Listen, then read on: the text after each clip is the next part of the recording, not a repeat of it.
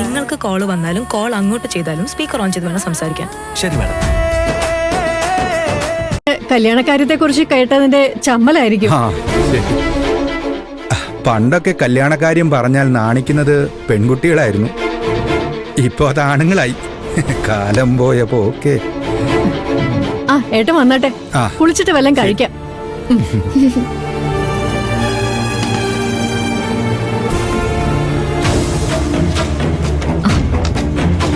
ആരാ വന്നത്? അമ്മ കൊറേ സംസാരിക്കുന്ന കേട്ടല്ലോ. നീ എല്ലാം കേട്ടോ? ഇല്ല, ഞാൻ കുളിച്ചിറങ്ങുമ്പോ ചിരി സംസാരമൊക്കെ ചെറുതായിട്ട് കേട്ടു. ഭാഗ്യം. അമ്മ കല്യാണക്കാര്യം പറഞ്ഞത് ഇവള് കേട്ടിട്ടില്ല. അമ്മാവനാ വന്നത്. വെറുതെ അല്ല, അമ്മ ഒരുപാട് സന്തോഷത്തിലാണല്ലോ. അമ്മാവൻ എന്റെ അമ്മയ്ക്കും ഈ കുടുംബത്തിനും ഒരുപാട് സഹായങ്ങളൊക്കെ ചെയ്തിട്ടുണ്ട്. ഞങ്ങളെയൊക്കെ അദ്ദേഹത്തിന് വലിയ കാര്യ. ആരാ? ഞാനാ മോനെ, അമ്മാവനാ.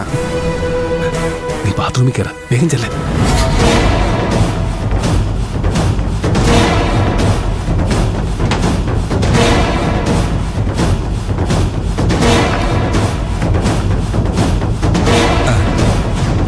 എന്താ മോനെ വാതിലൊക്കെ അടച്ചിരിക്കുന്നത്? ഞാൻ വന്നത് ഒരു ശല്യായോ? അയ്യോ, എന്തൊക്കെയാ അമ്മാവനീ പറയുന്നേ? ഞാൻ ചുമ്മാ തമാശ പറഞ്ഞതല്ലേ.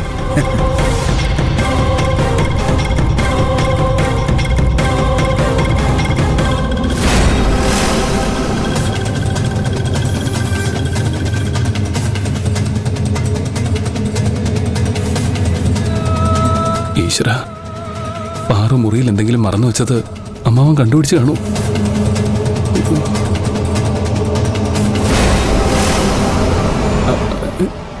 എന്താ അമ്മാവൻ ഇങ്ങനെ നോക്കുന്നേ? നിന്നെക്കുറിച്ച് ഞാനും ശോഭയും മനസ്സിലാക്കിയതെല്ലാം തെറ്റാണെന്ന് ഇപ്പൊ എനിക്ക് മനസ്സിലായി. ഞാൻ പെട്ടു. അമ്മാവൻ എല്ലാം കണ്ടുപിടിച്ചു. നിനക്ക് ഒരു വൃത്തിയും വെടുപ്പും ഇല്ലാന്നാ ശോഭ പറഞ്ഞത്. പക്ഷേ നീ മുറിയൊക്കെ നല്ല വൃത്തിയായി സൂക്ഷിക്കുന്നുണ്ടല്ലോ. സാധാരണ ബാച്ചിലേഴ്സിന്റെ മുറി കണ്ട അറയ്ക്കുന്ന അവസ്ഥയാ. പക്ഷെ നിന്റെ മുറി അങ്ങനെയൊന്നുമല്ല.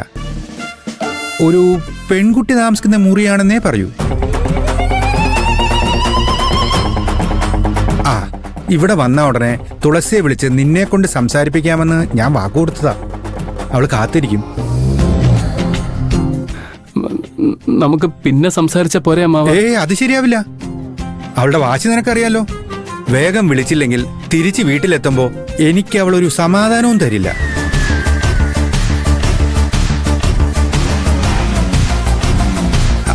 ഹലോ അച്ഛാ, ചേട്ടനടുത്തുണ്ടോ? ഉണ്ട് മോളെ. ഞാൻ പറഞ്ഞില്ലേ അവള് കാത്തിരിക്കുക. ദാ സംസാരിച്ചോ.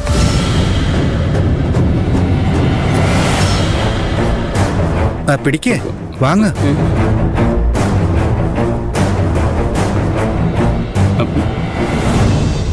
ഹലോ പ്രിയൻ ചേട്ടാ. ഹലോ പ്രിയൻ ചേട്ടാ, കഴിച്ചോ? അമ്മായി കല്യാണക്കാര്യം സംസാരിച്ചല്ലേ? എന്നോട് അമ്മായി സൂചിപ്പിച്ചിരുന്നു. അതാ ഞാൻ അച്ഛനെ വേഗം പറഞ്ഞു വിട്ടത്. പരീക്ഷ ആയോണ്ട് അച്ഛൻ വരണ്ടെന്ന് പറഞ്ഞു. അല്ലെങ്കിൽ ഞാനും വന്നേനെ. പ്രിയൻ ചേട്ടനെ കാണാൻ എനിക്കും കൊതിയായി. നിനക്ക് പരീക്ഷയാണെന്നല്ലേ പറഞ്ഞത്? എന്നിട്ടാണോ നീ പഠിക്കുന്നതിന് പരം ഫോണും പിടിച്ചോണ്ടിരിക്കുന്നത്? ചെന്ന് പഠിക്കാൻ നോക്ക്. ഹലോ ഹലോ പ്രിയൻ ചേട്ടാ. പഠിക്കുന്ന കുട്ടികളെ ഡിസ്റ്റർബ് ചെയ്യുന്നത് ശരിയല്ല അമ്മാവ. അതുകൊണ്ടാ ഞാൻ. നീ ചെയ്തതാ ശരി. ഞാൻ പോലും അത് ആലോചിച്ചില്ല. നിന്നെ പോലൊരു മരുമകനെ കിട്ടിയത് എന്റെ ഭാഗ്യ. എത്രയും പെട്ടെന്ന് നിന്റെയും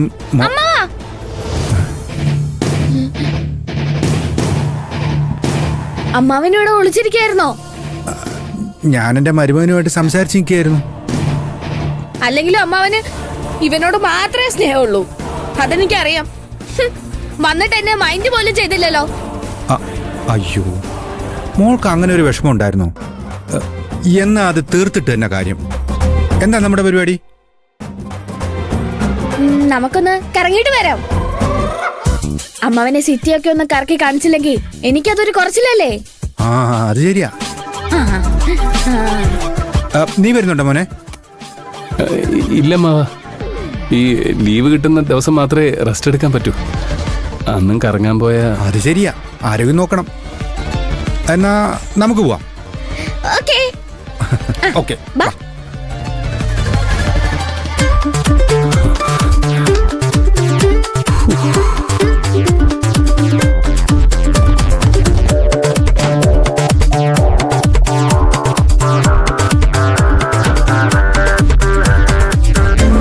അമ്മാവൻ പോയി.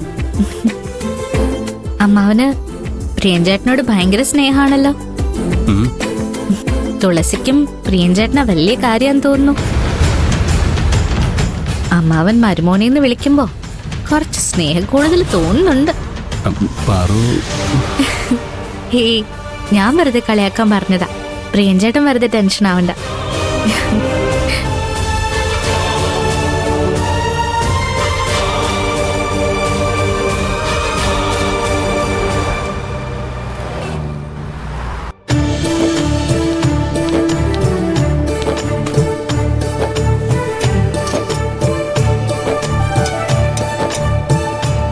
അമ്മേ, ആ ഇപ്പോഴാണോ വരുന്നത്? രാവിലെ ഇറങ്ങിയതാണല്ലോ രണ്ടുപേരും. ഇപ്പൊ വൈകുന്നേരമായി. വരുന്ന വഴിക്ക് കുറച്ച് കടകളിലൊക്കെ കയറി. ആ അത് ശരി. ആ കട മൊത്തം വാങ്ങിയിട്ടുണ്ടല്ലോ. അമ്മാവന്റെ കാശ് മുഴുവൻ തീർക്കാനാണോ നീ പോയത്? അയ്യോ, ഇവളാകെ ഒരു ടോപ്പ് മാത്രമേ വാങ്ങിയുള്ളൂ. അതും ഞാൻ കുറെ നിർബന്ധിച്ചപ്പോ. ബാക്കിയെല്ലാം തുളസിക്കും നിന്റെ ഏട്ടത്തിയമ്മയ്ക്കും വാങ്ങിയതാ. അവരിങ്ങോട്ട് ഇറങ്ങുമ്പോഴേ തന്നെ ഒരു ലിസ്റ്റ് തന്നാ വിട്ടത്. ആ നീ ഇതൊക്കെ കൊണ്ട് മുറിയിൽ വെക്കേ.